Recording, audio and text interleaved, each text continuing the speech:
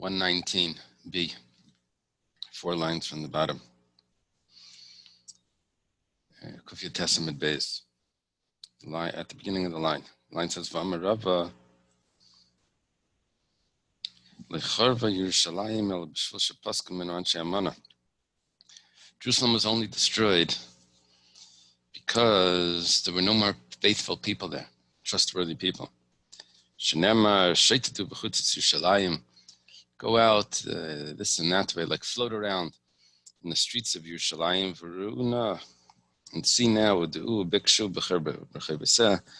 and know and seek in the wide places, the open areas. There's a man there that does judgment,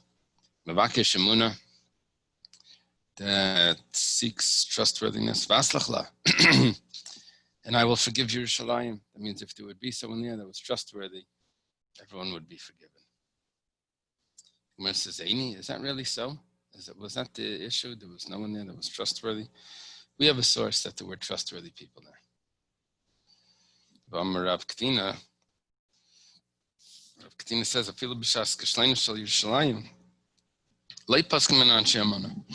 even at the time of the fall of Jerusalem, there were still people that were trustworthy. I think the lamer's in there. The person will grab his brother from the household of his father, saying,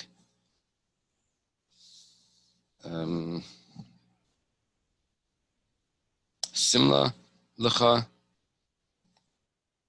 Katsanti Alanu. You have clothing? Oh, you should be our ruler. The Gemara explains this. Very interesting. What does that mean? If you have things that people cover like clothing, that means someone would be ashamed if he doesn't know something, so he would cover that up somehow. You have those things. You have Torah. So then you could be a ruler if you have Torah. That's the expression here, clothing. And you have the stumbling is under your hand. What does that mean, stumbling? We're on top of Kuf Chaf. Here it says, how does a person study? The way he learns best is if he first makes a mistake, and then he gets the answer. Then you really remember. That's the best way of learning. If a person makes a mistake, then he really knows it. So that means you have those mistakes also, that you have Torah.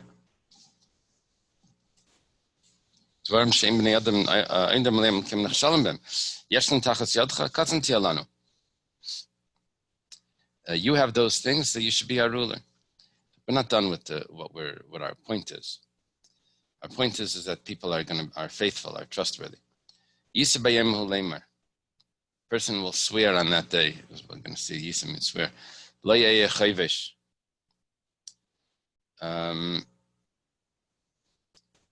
I won't hide. What the literal interpretation is. Maybe it has to do with being sick or something.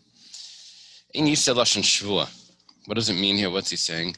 He's saying he's taking an oath. Like the pasuk says, don't swear in God's name. Means I won't hide. That means I won't hide in the Beis Medrash to study Torah. It means I really don't know anything. I don't know anything. I'm sorry. That means the person's going to be honest. What are you saying? That the reason why people were the reason why Jerusalem was destroyed was because people were dishonest. Here we have a pasuk that in the time of the destruction, they would ask someone, "Oh, be our leader. You know Torah." He says, "No, I can't. I don't know Torah." And he's being honest. He doesn't know it. So you see, people are very, very faithful. They say the truth. He could have said, "Sure, no problem. No one knows any better anyway." He could have Well, the Gemara says, how do you know that he's being truthful? If he would say, yes, I've studied, yeah, I'm going to be the leader. So Amalei Emalon, he would have said, okay, give a speech. And he would have been embarrassed.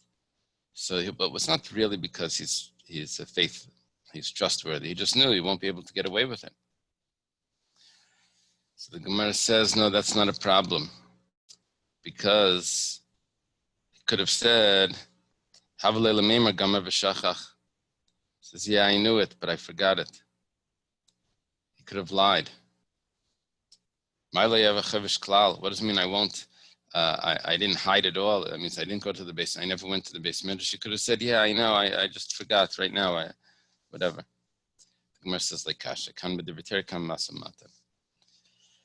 When it came to Divrei Torah, they were honest.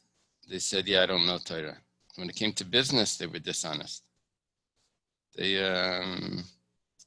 would trick people in business. But in Torah, they were honest about it. So that's what the Rebbe was saying, that Yerushalayim was destroyed because there was no one there that was trustworthy. That means in business. In Torah, they were trustworthy, but in business, not. Okay. Maybe they didn't really value the Torah so much that they should care to even lie about it. Maybe that's the real issue. But that's not... in school sometimes you have things like that. You have students that they try to cheat on a test. But that shows that they care about their grade. There's even worse than that. But they don't care at all. I mean, I'm not saying that as a lesson to the students, but from the teacher's perspective, there's okay. New Mishnah. Mishnah says, "Matilin sal maliki kares afapichesh b'measudes." If there's a basket and there's a fire that breaks out, we said you're allowed to save food for 3 meals. Our Mishnah says that you're allowed to take the basket that's filled with bread, even though there's enough food in that basket for 100 meals, you're allowed to take the whole basket. It's all wrapped up already in a basket. You can take the whole thing.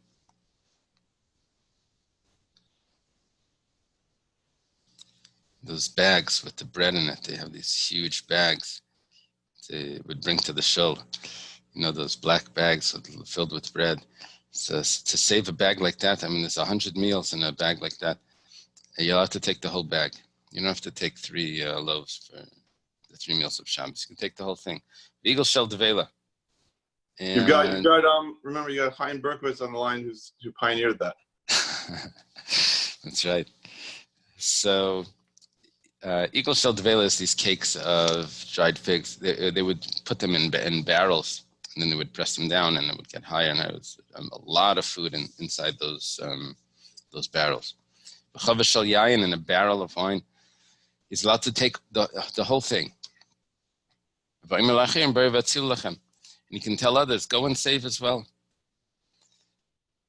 There's a fire inside. Go take. If they're smart, that means over here that they know Hilchos Shabbos. They can make a request payment for it for after Shabbos. They say, look, I saved. Now you owe me money. Now, the Gemara is going to ask on this because who did he save it for? Is he keeping it or is he giving it back? Like, what's going on over there? But we'll see exactly. It's very interesting the way the Gemara deals with this. Lahechan matzil, and I say, where is he saving it to? Or where are they allowed to save it? Into a courtyard. A courtyard that an Erev is there. That means that there's food, that it becomes one rishus. It's one premises. Why? Because there's a concern that if we allow you to save, you're going to put out the fire. The issue over here is not the carrying outside and therefore you're not allowed to take it, all of that. That's not our issue. Our issue is that if we allow you to save things, you're going to end up putting out the fire. So we tell you you're only allowed to save certain things. But actually what you're allowed to take, So for that, over here we're saying you're allowed to take, if it's in one bag, you're allowed to take 100 loaves, and you can tell others to take. Ben Beseir, I'm Rafal Shein Morevis. Ben Beseir's, sorry.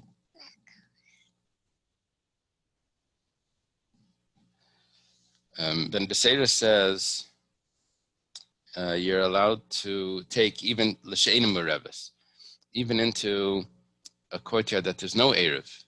Now, no Erev means that they didn't designate food for a meal for everyone together. And over there, it's allowed to take everything else that he needs. Look, he's going to be eating.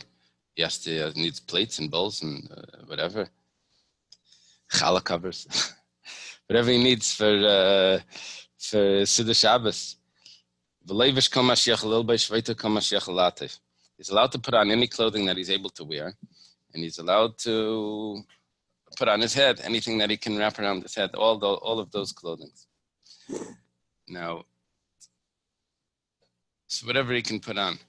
It's the way people used to travel from New York to Florida. You'd see them putting on all their clothes. I guess it was, to buy luggage or something. And then they would just wear the coats and everything. So this is what he does. He puts on his all his clothing and he walks out of the house. So Rabbi Yossi says no. There's 18 kalim that he can take. He shouldn't be taking more than that. More than that is excessive, and that's considered saving too much. Now it says, he's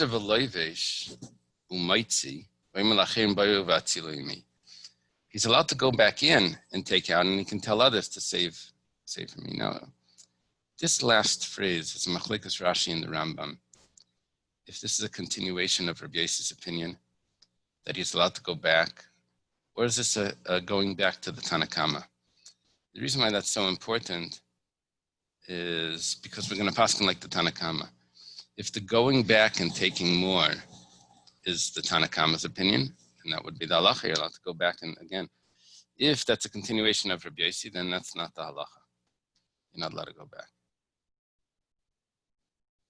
You're allowed to take out what you're taking out, but just to go back again and save another, over here, 18 or whatever. Okay, notice over here on the Mishnah that it says, when it came to the food, he says, Bayu vatzilu lachem.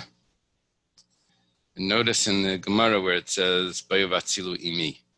The Gemara is going to discuss that. So, lachem means save for you, and vatzilu imi means save together with me. We'll see, I'm just pointing that out here, because when we get to the Gemara, it should be easy to look back and see that. The Gemara now asks, on the beginning of the Mishnah, we said that you're allowed to save even 100 meals in those big bags, so big baskets. But we said at the beginning of the Mishnah, not in this Mishnah, it means an earlier Mishnah, that you're only allowed to save 3 meals. Amar Rav Huna like kasha. And it says there's no problem. Kan beba lahatzel, kan beba lakapel. Lakapel means to collect. Kapel actually means to fold, but that's also collecting. You collect the corners and you bring it together. To gather. Kapel means to gather. So if you're saving, that means you don't have to gather it. It's already in one bag, then you can just take it right out. But if you have to walk around the house and start collecting this from this pantry and that, and all of those things, then you're only allowed to take 3 meals.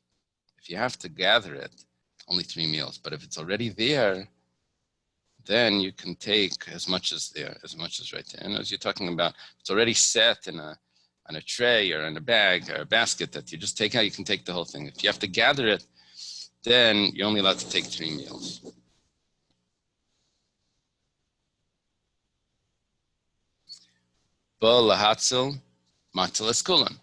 If you're just saving, that's the only thing you need to do is get it out of the house. You can take everything. If you're gathering, you're only allowed to take the 3 meals. Rab Abba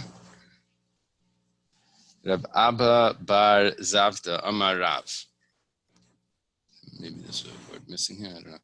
Rab Abba bar Zavda says the name of Rav. Sorry, what's the reason why Balakapel, you should only do Gimel Sudos. What? Because of danger? Well, what's... No, the concern was that if we're going to let you actually run around the house and do all of that in an unlimited way, then you may end up getting bahul al memainai. The person can get so absorbed in this and he sees what he's losing that he'll end up putting out the fire and forgetting about Shabbos. That's why we limit what he's allowed to take out. But if there's just one bag there, you can take that whole bag. That itself is like a limit that he won't get absorbed. I can't see what it says like this time. Okay. In today's terminology, would that be like taking out your fridge?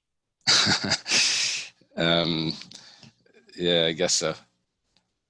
Something like that. Okay. Very interesting Gemara now. Both of them are referring to when you're gathering. He gives a totally different answer. Depends where you're taking it out to.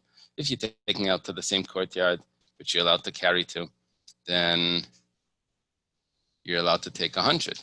But if you're going into another courtyard, but there's an issue of carrying, so then you can only take 3 meals. Totally different answer. Look at this. Let's go. The Gemara now asks, Bay Rav Huna Breder Rav Yeshua. We were very vague about when we said the difference between gathering versus saving. We didn't explain something. Now, Rav Huna Breder Rav Yeshua spells it out for us. Pirish Talisei. He spreads out his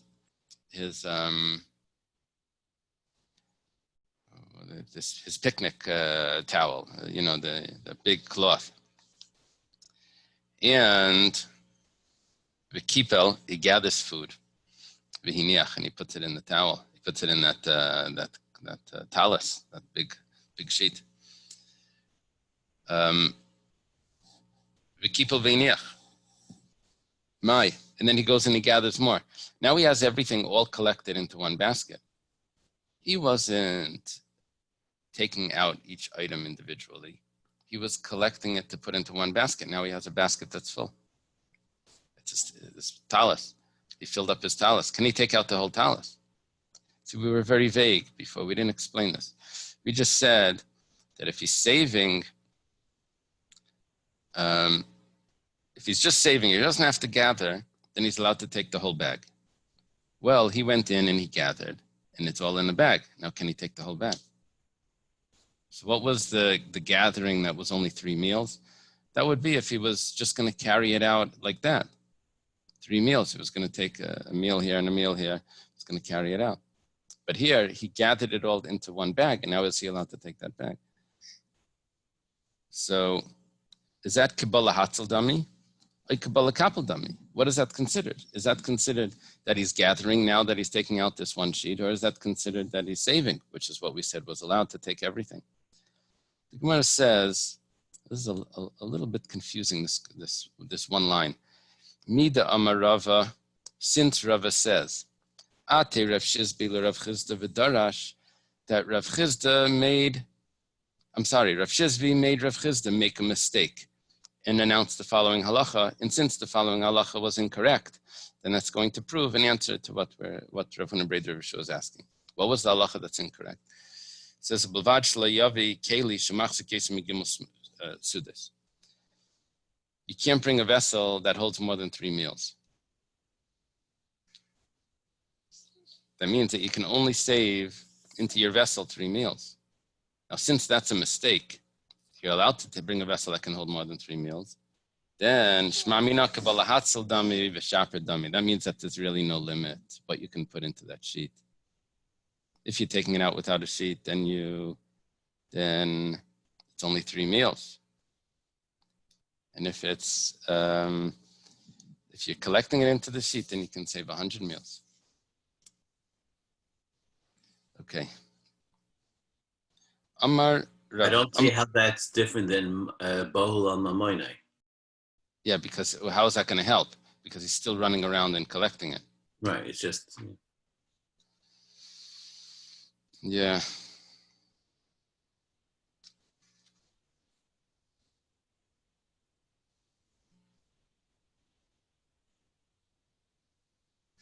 Yeah, I don't know.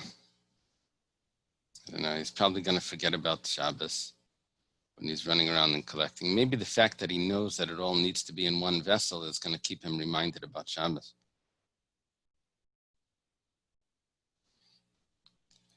Okay. Amalei Rav Nachman Bar Yitzchak L'Rava. Maite Usa. How is that a mistake? How do you know that that's a mistake?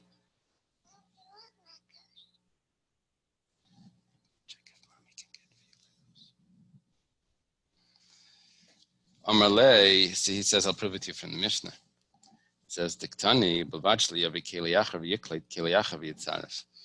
We said when a barrel broke on the roof, we said that he's allowed to collect the wine, but he can't bring another vessel and to put it right under it, and he can't bring a vessel and attach it to the wall. So, Keliacher Hudaloi. It's only another vessel that's the problem.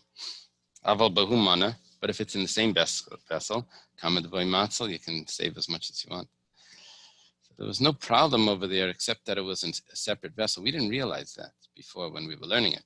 We thought that there was some sort of issue of collecting it the way that you put it too close, and all of that. Here, the issue is, it's coming out that the issue is that you're bringing a separate vessel to save.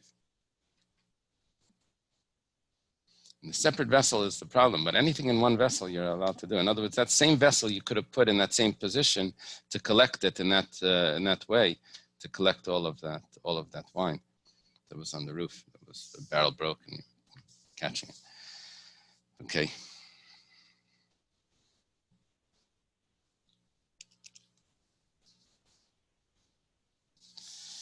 Eagle Shel Devela, okay, we mentioned that he's allowed to take the fig cakes as well. He can tell others also to take. And if they're smart, that means they know Shabbos, they can figure out a way to get paid for their work. It says like this. Cheshben Maya Videte. What do you mean? They're going to make a cheshben with him to get paid. Me'efkera kazachu. They're taking it from Hefker. What are you going to pay them to do to get their own food?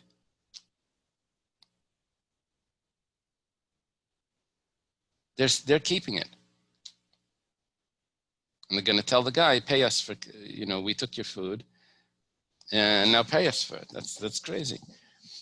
Now, I didn't mention this before, but there's a machlekes rishonim. When other people are saving food, are other people allowed to take more than 3 meals? What's the whole concern of taking out more than 3 meals? You're going to save everything. You're going to forget that it's Shabbos. You're going to take water and put out the fire. Again, the fire here, there's no concern of life and death, of course. There's no issue with that. And you're not allowed to put out the fire. It's clearly a malacha. We're concerned that you're going to get so absorbed into saving, you're going to put out the fire. Other people don't care to put out the fire. They just want the food. And on the contrary, if they would put out the fire, they would lose all their food. They don't want the fire going out. They want to save the food. So for other people, they're allowed to take even more than 3 meals. That's because the insurance claim doesn't cover the food, just the property.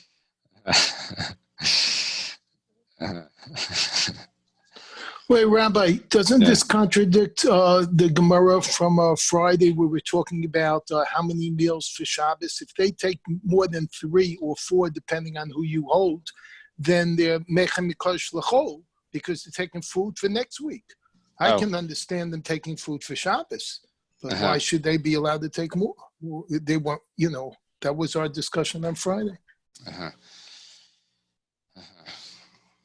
They in the discussion, I don't remember that it was regarding meichin, that it was preparing for a different meal.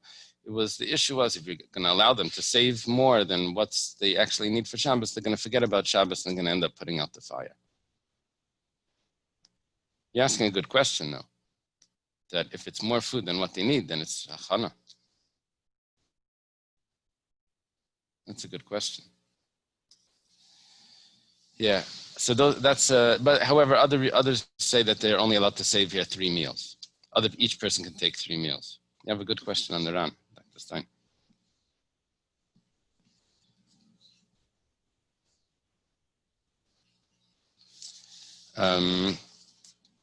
It's an interesting point. Anyway, what's happening here? Say it's for guests. And say they never know. You never know who's going to come. That's right. We find that by like Erev Tavshil and things. Very good. Very good. That could work. So what's happening here, though, is there's actually two interpretations here. What's going on? One is Nefkera Kazachu. Rashi says,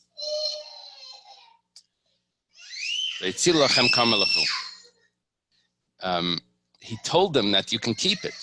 You remember the word lachem? Save for you? He told them they could keep it. Other Rishonim say, what do you mean? He has to tell them that they can keep it? There's a fire. The guy's losing everything. It's automatically, it's called Zuti Shel Yam. If something is getting washed away in a tsunami and you take something from that. So it's totally lost.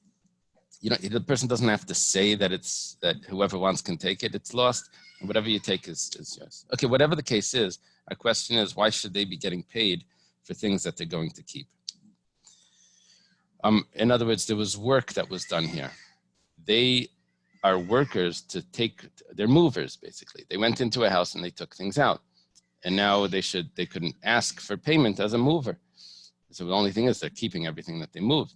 So why should they get paid for that? Here we're talking about Midas Chassidus, that they're returning what they took. Listen to this Gemara. Amarava, Chasidi Yigra de Shabbat de Shakli. Chassidim take payment for work on Shabbos. They're going to make a cheshbon. They're going to figure out, and they're going to ask after Shabbos for the work that they did on Shabbos. Elam Amarava Hacha b'Yer Shemayim Askin, and it's not a chassid. It's a Yer Shemayim. It's different. They don't want to have benefit from others. But they also don't want to work for free. Right? So they're giving it back. But they say, look, I'm giving it back to you, all the food that I saved. I'm not keeping it. I don't want handouts. I'm not taking your food. But I want to get paid for the work. I was on my way to the shir or whatever, Shabbos. I want to get paid for that. And this is what the Mishnah means. If they understand that this wasn't really Schar Shabbos.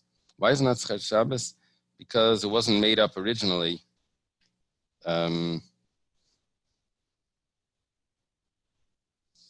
Then they're able to, they're able to make a calculation of how much it was, and they should get paid for that. So if they can figure out in Hilchot Shabbos how to avoid this, how to avoid the prohibitions of getting paid for work on Shabbos, then they could ask for that in a kosher way. There's a Rashi here that says, in the Rashi Chasidi Agra de Shabbos Shakli, between you see that Rashi, the last words of that Rashi is, he's only called a chassid if he's willing to give up from something that's actually due to him. The fact that he's not taking the food from someone else doesn't make him into a chassid. That's just the Yer Shemayim. A chassid means that he's going to work for free as well, even though there's money that's owed to him. He's going to say, "Nah, I don't want it. You can keep that." That's a chassid. I was at a shir once from a guy they nicknamed him Shas Cohen. His name was Rabbi Yeshua Cohen. He knew the whole Shas by heart, and it was really like a entertaining show to listen to him speak. He would rattle off pages of Gemara by heart, and you would mention a name to him, and he would say, Brachas Daf Zayin, Sukkah Daf Chesed, he knew the whole Shas by heart.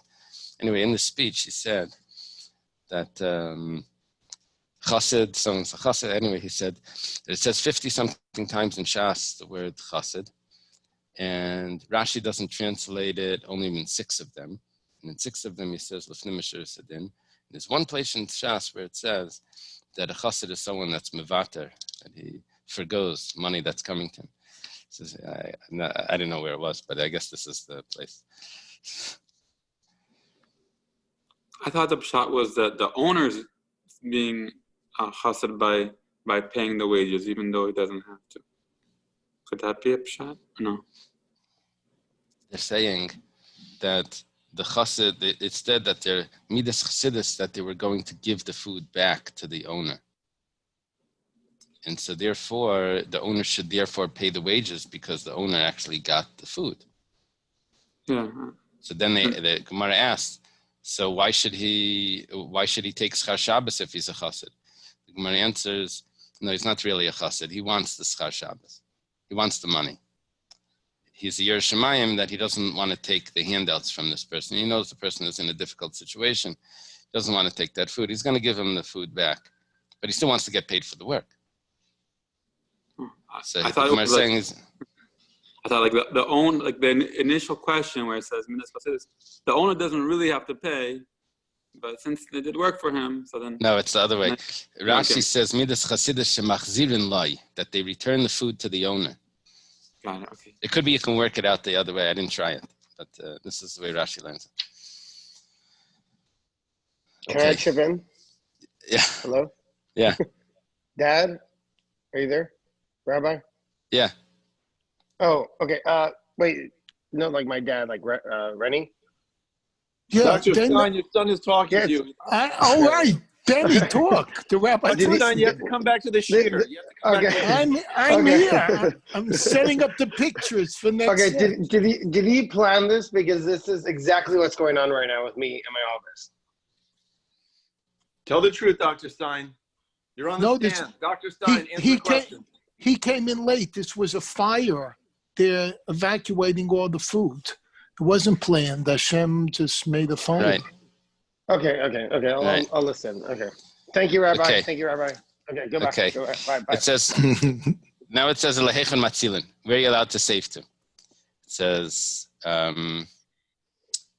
remember that what we pointed out in the Mishnah, the one place it says lachem, one place it says imi. When it came to the food, it said lachem.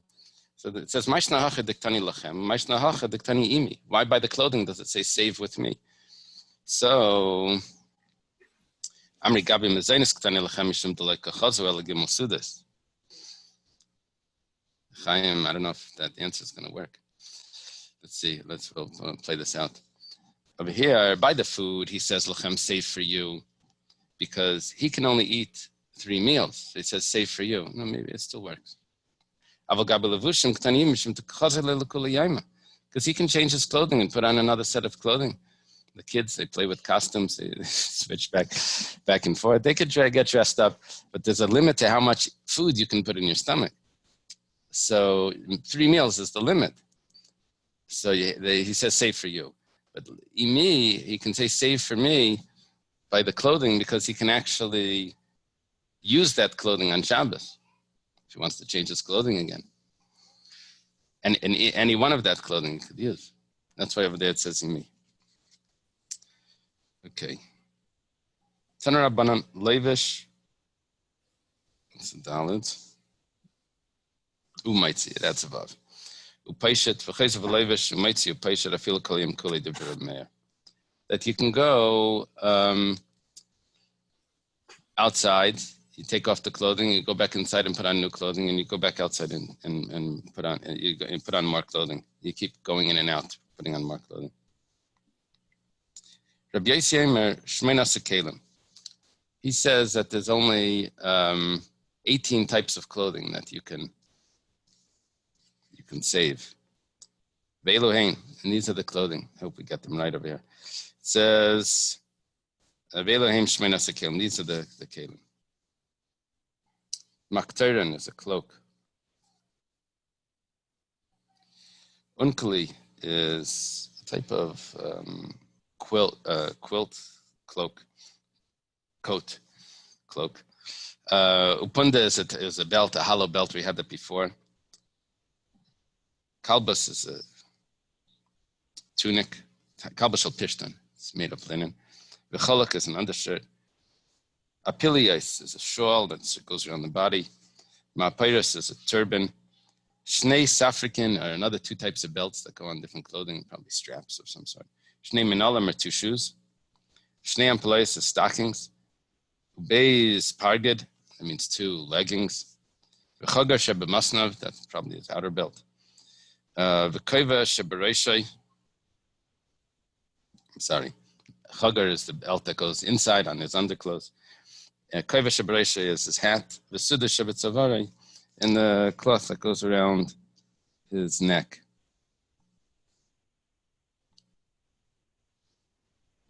He uses that like a handkerchief to wipe his mouth or nose, or eyes. Like you see people do. They would always wear, you'd see people wearing their handkerchief, remember? On Shabbos, they would put it around the neck. They would wear. I remember the old guys wearing handkerchiefs on Shabbos.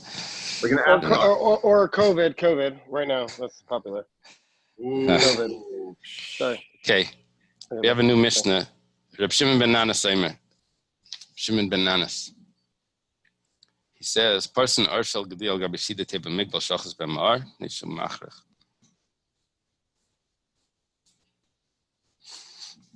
You can spread a leather hide of a goat on top of something that caught on fire. What that is going to do is it's going to stop the fire from burning the area that's covered. So it's going to limit how much this fire can burn. It says that it's not a problem because of the fire, because it only gets scorched. It doesn't get burnt.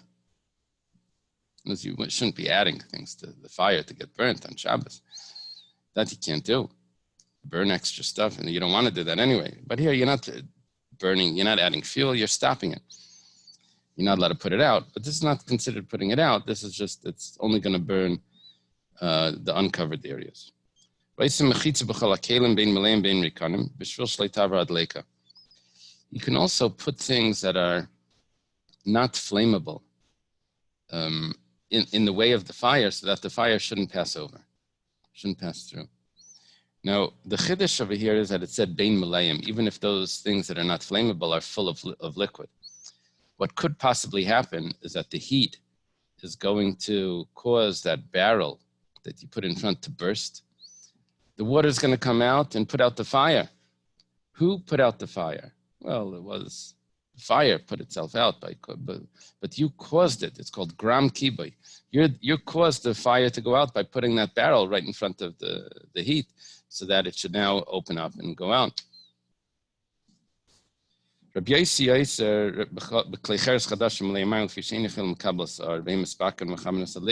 argues on that. He says you can't put a barrel of water there that's a new barrel that can't withstand the heat. It's going to burst and it's going to put out the fire. The Pashta says there's a machlekes Rabbi Yosi and the Rabbanan if gram kiba, if causing a fire to go out is considered that causation. The causing it is aser. According to the Rabbanan, you can put things there that could burst and go out. And then put the fire out, and then Rabbi Yosi argues. Amar Rav Yehuda Marav talashachas ba'ar mitzadecha nesin le'amai mitzadacher. Dem kavsa. This is interesting. A talis that caught on fire, you're allowed to put water at the other end. Yeah, they say stop, drop, and roll. It says you put fire on the other. Maybe he's not wearing it. So you put water on the other end, and that's going to stop the fire from burning this end. That's what they do. If there's a fire on Shabbos, a lot of times the tea lights, they put them on the table. People don't realize candlesticks are fine, candles, but sometimes you put things mamash at the level of the plates and everything straight there along the table. People don't realize a napkin passes over or something there. It's too low down. It has to be somewhere where it's not like. But what happens? I was at a Sheva Brachas once, tea lights on the table, and it caught on fire. They took whatever it was there, you pour it around the area, and it only burns the area that's there. So you can put water on the other side, so it shouldn't burn that. Meisvei. The Gemara has a question. Talashachas bar mitzadechad paishta miskasaba vim kavsa kavsa. He's putting it on. He's doing the stop, drop, and roll. He's putting on the talis, hoping that while he's putting it on, it's going to go out. If there's a Sefer Torah that catches fire, you quickly open it up and you try to read from it. You open it up, and if it goes out, it goes out. But it doesn't suggest that you use water. Maybe the Sefer Torah, they don't want to put water on it. That's risky. But anyway, it's burning. But the talis, the water is fine. But why doesn't it suggest to put water on it? Where it says, "Hudama Kribshim Benanas." Rav, was that Rav that said this? Yeah, Rabbi Yehuda Rav. He holds like Kribshim Benanas that says that water is allowed because gram kibbeh is allowed. You're causing it to go out. Shimon ben Nanas said that you can cover it with a cloth, with a leather. He also holds that you're allowed to put. He held the buckets of it. Also, you're allowed to put there. He holds you're allowed to put water on the other end. The Gemara says, 1 second. How do you know that this actually fits? We're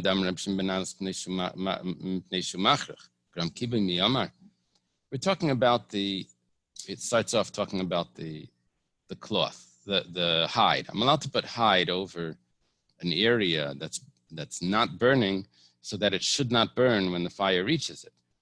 How do you know that he's actually allowed to cause it to go out? Here he's putting water there. The water could actually spill or go over and put out the fire. This is worse than just putting a hide over it. The Gemara is ignoring the second part of the Mishnah until there. The Gemara says, well, we know that he holds gram kibbeh is materin. Midiktani Seifa, because it says further on, Rabbi Yosef Klei Cheres Chadashim Malei Mayim Shein Mechim Lekabel Sarvei Mispaken U'Mechaben Asadleika Mechlal the Tanna Kama Shari. Rabbi Yosef holds that you're not allowed to put Klei Cheres Chadashim there because they're going to break. That's new earthenware barrels that have water in them. That if you put them next to the fire, they'll burst and they won't withstand the heat, and they'll put out the fire. He holds that that's forbidden. Obviously, the Tanna Kama didn't say that. They said you can put whether it's full, whether it's old, whether it's new, or whether it's full or whether it's not. They didn't mention anything about if it's new. That means that you're allowed to put those barrels there. That means the Tanna Kama holds gram kibbeh is mutter. That sounds like the first. That sounds like the first sprinkler system in like a first sprinkler system. Yeah, that would be a sprinkler system. It heats up, and then the thing.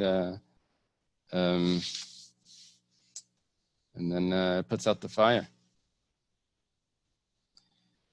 Mechlal the Tanna Kama Shari. Okay, very good. I was in a place where the sprinkler actually opened, flooded, unbelievable. It's like a foot of water in like a minute.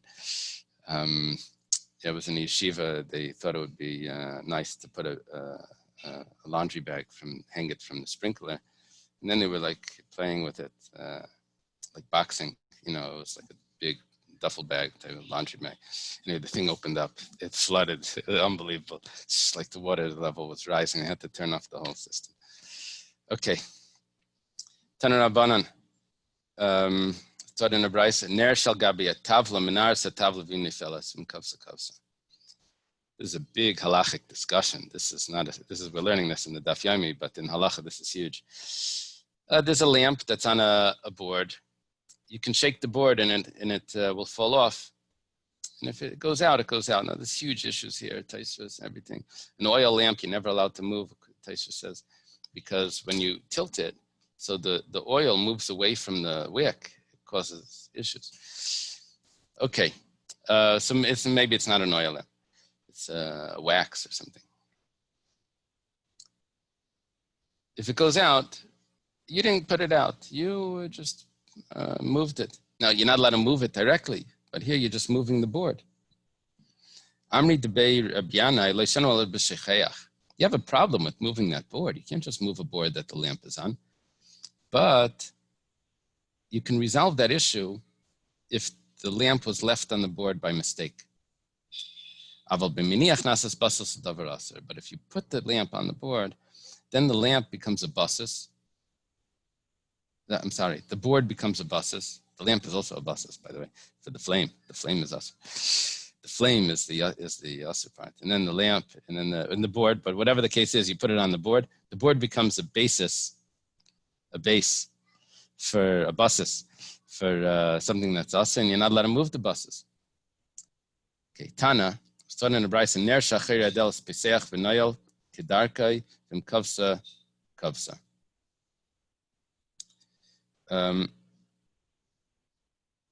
There's different interpretations here. One interpretation is that it's attached to the door,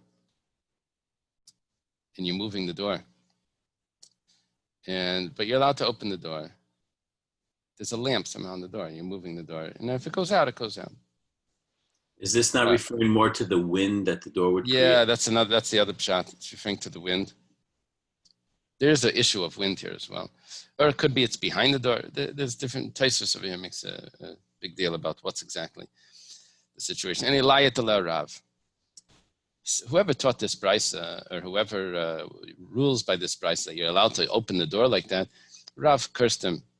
You can't do this.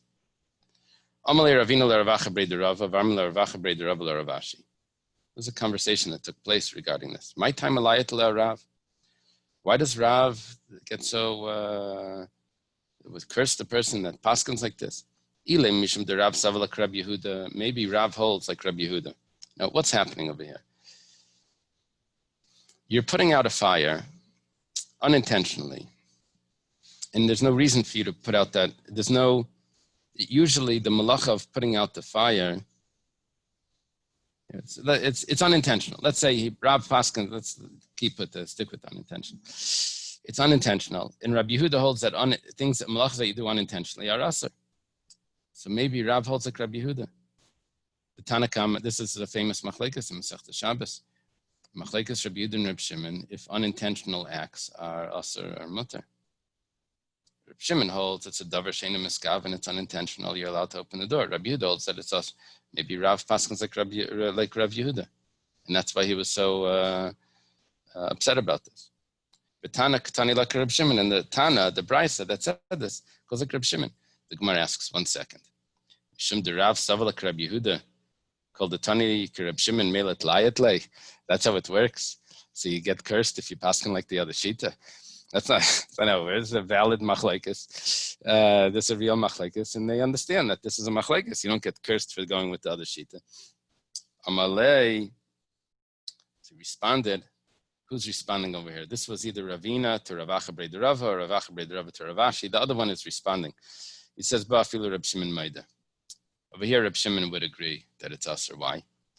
Another famous quote.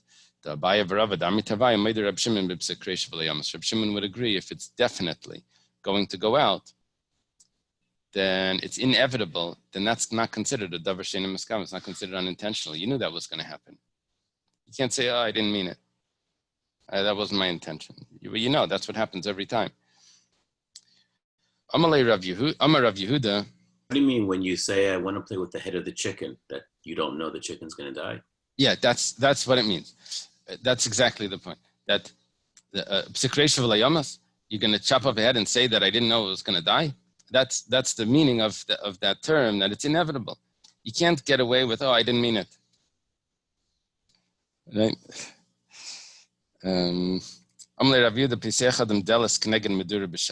Here, person is allowed, this is clearly the wind issue, person is allowed to open the door next to a medura, like a fireplace, on Shabbos.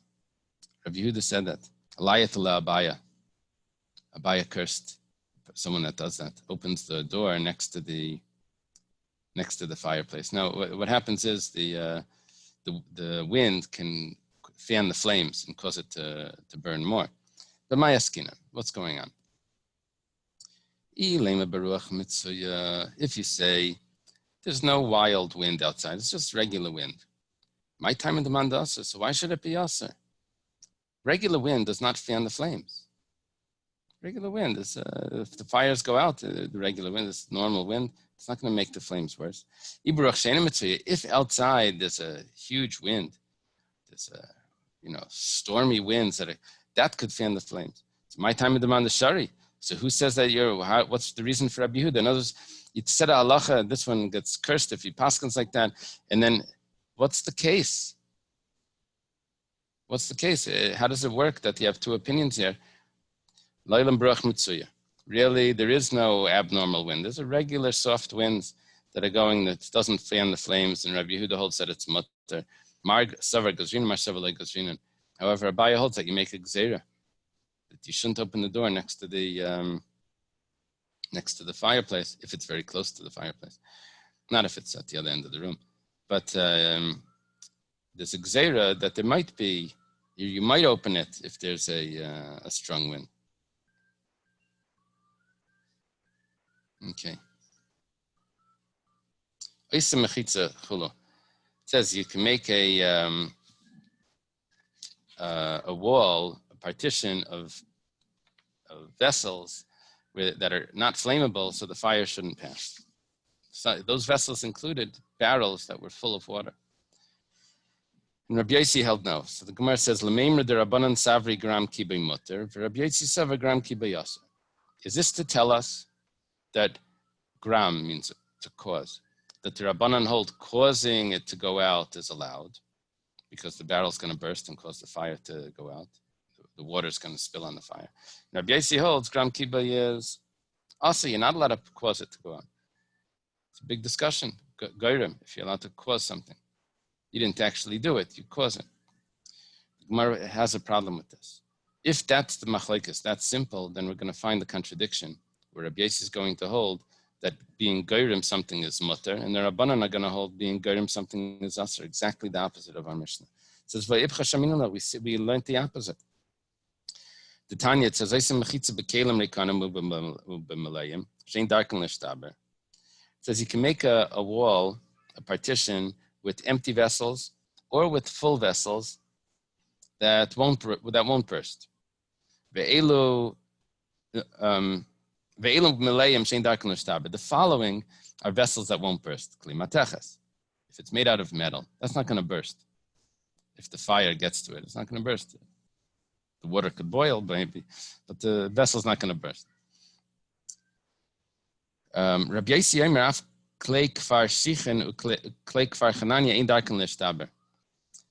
in those villages, they would make vessels. The sand was a little different, and the clay was different.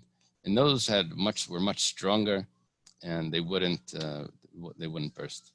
Well, we have an issue here now, because the Tanakama held that if it bursts, there's a problem. You're only allowed to use metal. Rabbi Yossi holds you're allowed to use other things also. But he's saying, well, those won't burst. So, v'chiteim epoch mas nisan, Rabbi Yossi devreim the Breisler devreim kamer.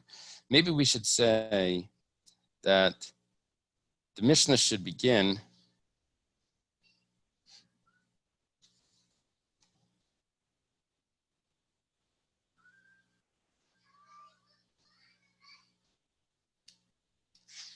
our Mishnah should begin, not Reb Shimon ben Nanasaimer, or rather, it should say that Rabbi Yossi holds that you're allowed to use mechitza b'chol hakelim bein maleim reim rikanim. So what is he saying now in the Brayser? Basically says you're only allowed to use kfar sichen. It says, look, I know you Tanakama, you hold that you're not allowed to use kalim that are going to burst. But let me just add a few kalim to that. You're being so limited. You're only saying metal. The truth is, I can tell you, I know about other kalim that those kalim won't burst also. In other words, Rabbi Yossi is saying like this. I hold you're allowed to use anything even if it bursts. In the Mishnah, we saw the opposite. Yeah, switch around the Mishnah. Rabbi Yossi really holds, switch the names in the Mishnah. Rabbi Yossi really holds gram kibbeh is mutter. Why in the Brisa is he only adding a few vessels to the Rabbanan that hold that gram kibbeh, causing it to go out, it's asr? He's saying, look, according to you, you're being so limited, let me add a few. I hold that it's always mutter. Can you turn around the Mishnah? And can you really adjust the names like that to resolve this contradiction? However, we have a statement in the name of Rav, Who holds that putting out a fire, causing a fire to go out is forbidden? Rabbi Yossi. So we know Rabbi Yossi's opinion. You can't resolve a contradiction by saying that there's a mistake in the Mishnah and the names are wrong. You can't do that. We know Rabbi Yossi's opinion. We have a statement from Rav that Rabbi Yossi holds that it's Asr. So the Mishnah is accurate. Don't turn the Mishnah around. Ubraisa kula Rabbi Yossi. It's the Braisa that's Rabbi Yossi. Really, you're not allowed to, Rabbi Yossi holds you're not allowed to cause fire to go out. And the whole Braisa is Rabbi Yossi. And this actually fits. It's missing a few words, but if you put in these words, the Braisa will fit. It says,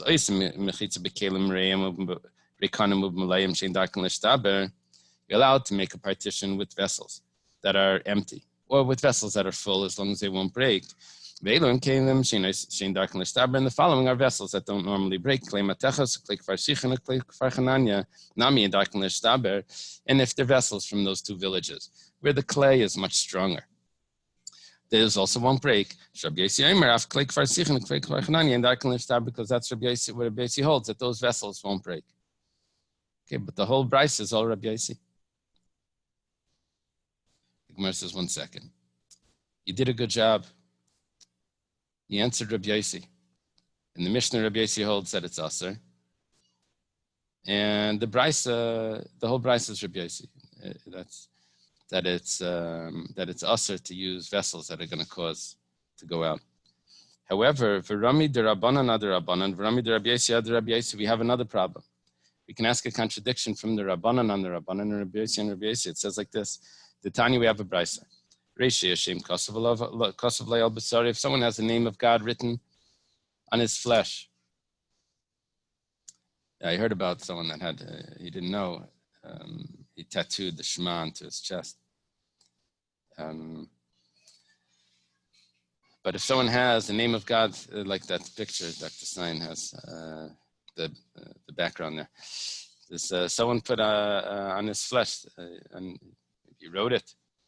He put the name. It's not a tattoo we're talking about. We're talking about that it was written in ink. It was written in ink on his flesh. So harisa lo yerchetz, he's not allowed to wash it off.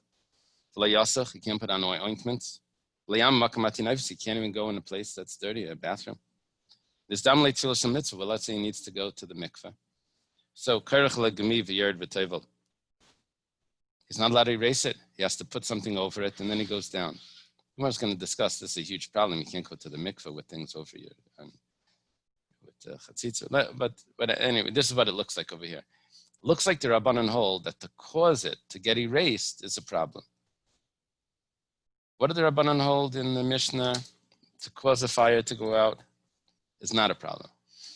Now we're seeing in this brisa, to cause Hashem's name to get erased is a problem. So what is causation? Just causing. According to the Rabbanan, we have a contradiction. When it comes to Hilchos Shabbos, we said that it was allowed. When it comes to erasing Hashem's name, we say that it's not allowed. Rabbi Yossi says, Loilam Yered v'tevel kadarka b'vad shli yishafshif. Rabbi Yossi says you can go to the mikveh, it's not a problem, as long as you don't rub it off. Now it's exactly the opposite according to Rabbi Yossi. In the Mishnah we had, Rabbi Yossi says, you're not allowed to put barrels there. They could burst. They can cause the fire to go out. Here he says, oh, you're not doing it. It's happening on its own. Just don't rub it. You have a contradiction in Rabbi Yossi. The Gemara answers, Shani Hasam Damakra Vavadatem Hashmam and Amakamahu Laisasan Kin Lashem Alekechem. Asiyudas Agram Mashari. You're comparing Shabbos to erasing God's name. The pasuk by God's name says, you shall not do this for Hashem your God. When it says, you shall not do this, first it says you should erase the name of the idol from that place. You shall not do this for God. It means you shall not erase Hashem's name. What does that mean? That you're not allowed to do it. But if you cause it, it's not a problem. When it says, Ihachi, if you're going to make a limud like that from a pasuk, that when it says Leisasan, it means only doing it actually, but causing it is not a problem. I have a pasuk like that by Hilchos Shabbos. It says, you shall not do any work. You shall not do it. But if you cause it, it's not a problem. Doesn't answer Rabbi Yossi. The same pasuk that you find over there, you find it by Shabbos. My answer is,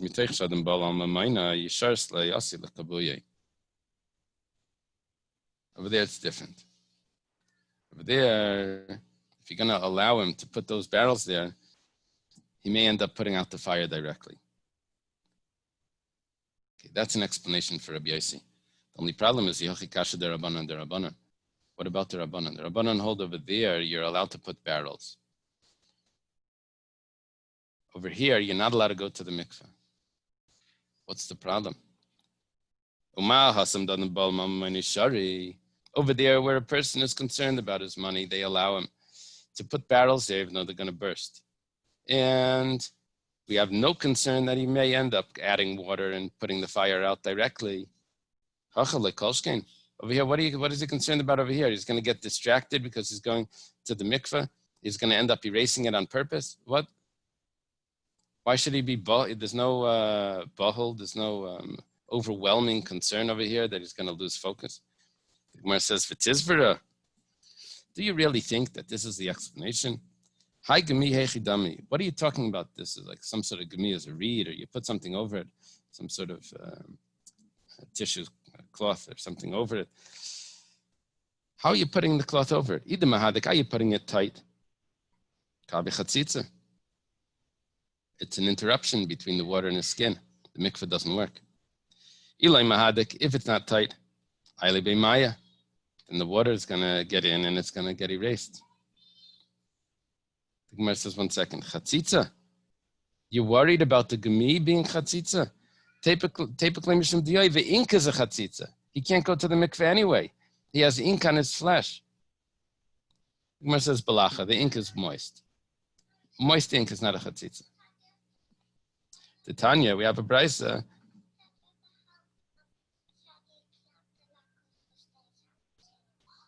Okay, but I'm learning now. Can you help him? Hadam, we have a brisa that says like this. Can you bring it to me over here? Put it on the table. The blood, Adam, blood, vadiyah, your ink, hadvash, honey, acholav, yivation, maybe it's chelav, fat. If it's dry, I don't know. I think it's makes more sense if it's fat. Chaytzitzin, those will be a chatzitza, but lachin, if they're moist, ain't chaytzitzin. Okay, so you resolved it. There's no problem of chatzitza because of the ink. But you do have a problem of a chatzitza with the cloth. If it's lach, won't it just simply rub off? Just like kind of right. Like dirt on the hands. Not right, good. But let's say it doesn't. Let's say it doesn't. So when you get out of the mikveh, you see the ink is still there. Was the yaitza? I said, well, the ink was wet. It's not a problem. It's like it's the liquid. So mikol makom kasha. But what about back to the question? You know, we had a question on a question here. So you remove the second question. You're back to the first question. There's a chatzitza of the cloth. Okay, you answered the question. Chatzitza thing. It's a chatzitza of the cloth. So Elam Rava bar of Sheila Hainu Taima de Rabbanan. It's not what you were thinking. It's not that it's causing it to go out. It's causing it to get erased. That's not a issue. Hainu Taima de Rabbanan Kasavri Asalamed B'fnei Hashem Marim. You're not allowed to stand naked in front of God's name. That's why you have to put a cloth over it. Normally, he's walking around, he has clothing on. It's not a problem. But when he's getting undressed, he's going to be naked in front of the name of Hashem, which is written on his skin. It's not acceptable to be like that. Michlal, now we have a problem the other way. You have you brought a good pasuk, a support over here for the Rabbanan. Nothing to do with putting out fires or erasing. There's no comparison here. It's a totally different halacha. You're not causing something to get erased. You're standing naked in front of Hashem. There's nothing to do with barrels on Shabbos. The only problem is Mechalal de Rabbi Yossi Savar Mutar Lamed B'fnei Hashem Arim. Rabbi Yossi holds you are allowed to be naked in front of Hashem. We had a machlekes over here. Rabbi Yossi says, yeah, you're allowed to be toivel. There's no problem. The Rabbanan say you have to cover over the name of Hashem. The Gemara says, no, Rabbi Yossi holds the manach yadei elavei. You put his hand over it. The Rabbanan nami the manach yadei elavei. So if that's a solution, so why don't the Rabbanan hold you can put your hand over it when you're going to the water? Yeah, you might forget and take your hand away. Rabbi Yossi nami zim mishlei v'shakle. According to Rabbi Yossi, that's a problem. You're right. If there is a cloth, then everyone holds that's what you should use. The machlekes over here is totally not in the text. They're arguing about something totally different, and you have to know the background to the story to understand what the machlekes is. In other words, just to take it at face value, you're not getting the full picture. What's really happening over here is you don't have the cloth. You don't have the reed or whatever it is that you're going to use as a covering over the skin, over the name of Hashem. Rabbi Yossi holds that you can put your hand on it and go into the water. The Rabbanan hold that, no, we're afraid that you're going to remove your hand and it's going to get exposed and you're going to be standing naked in front of the name of Hashem. What's the reason for that machlekes, Rabbi Yossi and the Rabbanan? Rabbanan Savri, the Rabbanan hold, we're on top of Kuf Chaf Aleph, Tefillah Bizman Alav Mitzvah, Umajinan. We say, look, you don't have to go to the mikveh right now. You go to the mikveh when you get the cloth. Today's the day for the mikveh. It's not a mitzvah to go exactly on the day. You go when you're ready to go. Rabbi Yossi said, Tefillah Bizman Mitzvah, V'lei Majinan. Rabbi Yossi hold said, no, you have to go today. So therefore, we allow you to just cover it with your hand. The Gemara asks, Rabbi Yossi Tefillah B'zman Mitzvah? Rabbi Yossi really holds that? We have a source that Rabbi Yossi holds exactly the opposite. Rabbi Yossi holds that you don't have to go to the mikveh exactly on the day. Tanya Zav HaZav HaMitzvah Mitzvah Bayal Nida V'Tamis Tfilasin B'Yayim Nida V'Yeledis Tfilasin B'Layla Balkeri Tevel V'Helach Kalayim Kulei Rabbi Yossi Min Minchal Mayla Einai, it could be Yachal Litful. Okay, I read the whole phrase, but there's a machlekes over here regarding Yom Kippur. If he's allowed to go to the mikveh on Yom Kippur. Well, if tefillah b'zman a mitzvah and you're not going for enjoyment, so the zav and the mitzayra and the mitzayras, those are all types of impurity, and someone that lives with the nida, they can go, or tummy mace, someone that's tummy has to go to the mikveh as well. They can go to the mikveh by day because that's the time for their mikveh. However, a nida, her time for the mikveh is at night, after the 7 days. Nida is not supposed to go during the day. Or a woman that gave birth goes at night. A Balkari is allowed to go during the day. Rabbi Yossi says that once it's close to the evening, he should not go to the mikveh. Now,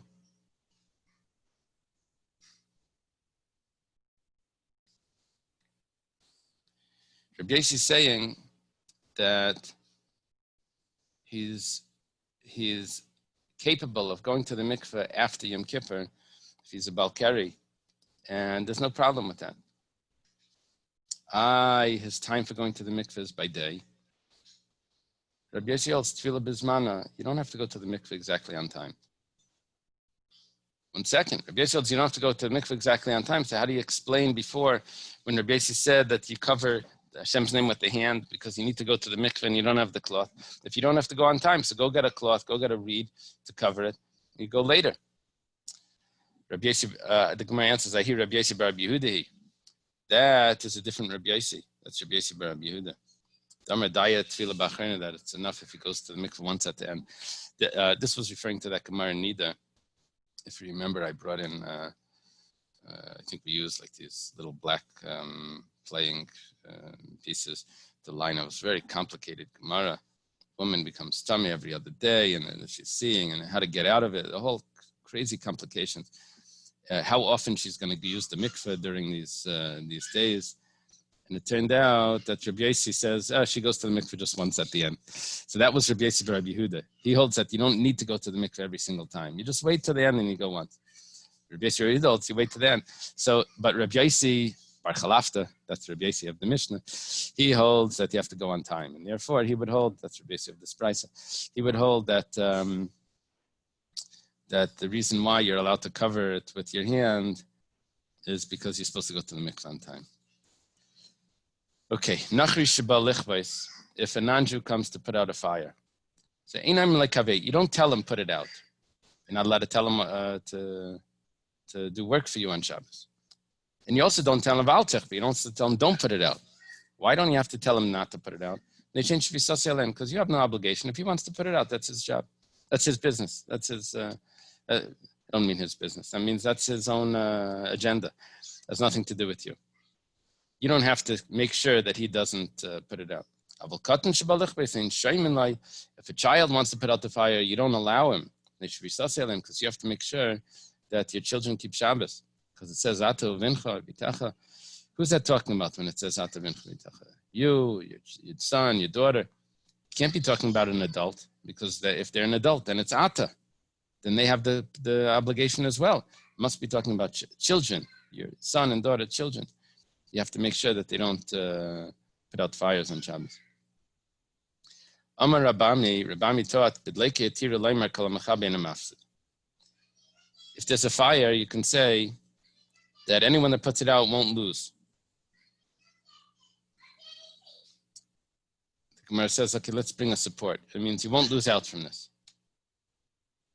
This means maybe he'll pay him afterwards. Name a Messiah. Let's bring a support.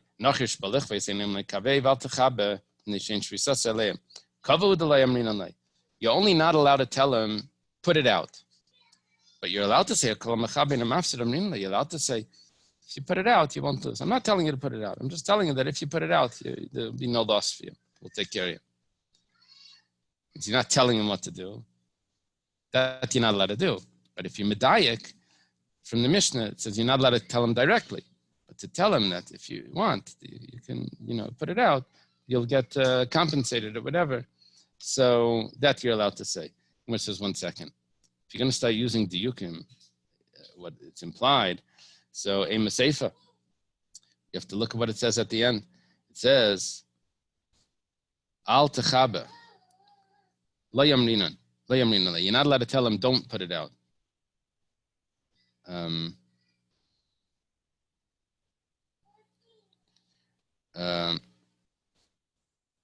It says you also don't tell him not to put it out. He's allowed to put it out.